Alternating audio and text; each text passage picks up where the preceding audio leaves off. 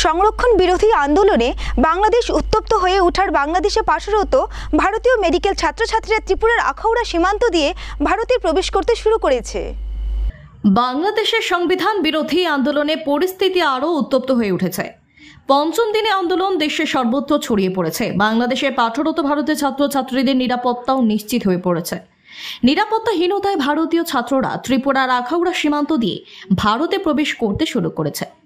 ত্রিপুরা সরকার, প্রশাসন এবং ভারতীয় সীমান্তরক্ষী বাহিনী ভারতীয় ছাত্রদের দেশে ফেরার ক্ষেত্রে যাবতীয় সাহায্যের হাত বাড়িয়ে দিয়েছে। বাংলাদেশে অবস্থিত ভারতীয় হাইকমিশন ভারতীয় ছাত্রদের দেশে ফেরার জন্য প্রয়োজনীয় নিরাপত্তার ব্যবস্থা করেছে। ত্রিপুরার আখাউড়া সীমান্ত দিয়ে আসা ছাত্রছাত্রীদের খাওয়া দাওয়া সহ যাবতীয় দায়িত্ব গ্রহণ করেছে ত্রিপুরা সরকার। তারা প্রত্যেকেই যাতে তাদের নিজ নিজ রাজ্যে বাড়ি করে ফিরে যেতে পারেন সেজন্য ত্রিপুরা সরকারের তরফ থেকে সহযোগিতার হাত সম্প্রসারিত করা হয়েছে। তাতে দারুণ খুশি ত্রিপুরা সীমান্ত দিয়ে আসা ভারতীয় ছাত্রছাত্রীরা। অগ্নিগর্ভ বাংলাদেশ নিয়ে মুখ খুলল রাষ্ট্রসংঘ, জানিয়ে দিল এই পরিস্থিতি উদ্বেগজনক এবং তা একেবারেই মেনে নেওয়া যায় না। প্রসঙ্গগত বাংলাদেশের পরিস্থিতি ক্রমশই জটিলতা হচ্ছে। মৃতের সংখ্যা পেরিয়ে গিয়েছে 100। স্বাভাবিকভাবে গোটা বিশ্বে উদ্বেগ ছড়িয়েছে ঢাকার পরিস্থিতি। Agitation that is happening in Bangladesh. Many Indian and foreign students are returning from Bangladesh to India through various ICPs and LCS. Our senior officers of Border Security Force right in Tripura Frontier as well as in Delhi are in touch with all the officers of Border Guards Bangladesh.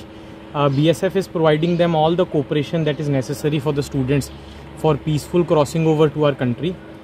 Border Security Force through its rigorous efforts have provided arrangements of food, water, stay, transport, and we are facilitating the students at every angle so that they can reach their homes peacefully. ঢাকার পরিবেশটা অনেক খারাপ। ওইখানে tear gas চলেছে, rubber bullet চলেছে। Like police বলে স্টুডেন্টের protest রোখানোর জন্য অনেক ধারাবাহিক সিদ্ধান্ত নিছে। লাইক গাড়ি স্টুডেন্টের উপরে চলাই দিছে। তাৰপিছত আমি কালকে শুনছিলো যে গ্রেনেডও ইউজ করা হয়েছে, কিন্তু আমার যিখিনি কলেজটা আছে ব্রাহ্মণবাড়িয়া মেডিকেল কলেজ, ওইখানে কোনো এটা সমস্যা হয় না। কিন্তু আজে বাজে দেখছি যে আমি যে ওইখানে টায়ার জ্বলাই ফেলে প্রটেস্টার যেগুলো আইছিল সেগুলো রক্ষা করার জন্য পুলিশগুলাই রাবার বুলেট চলাইছিল আর টিয়ার গ্যাস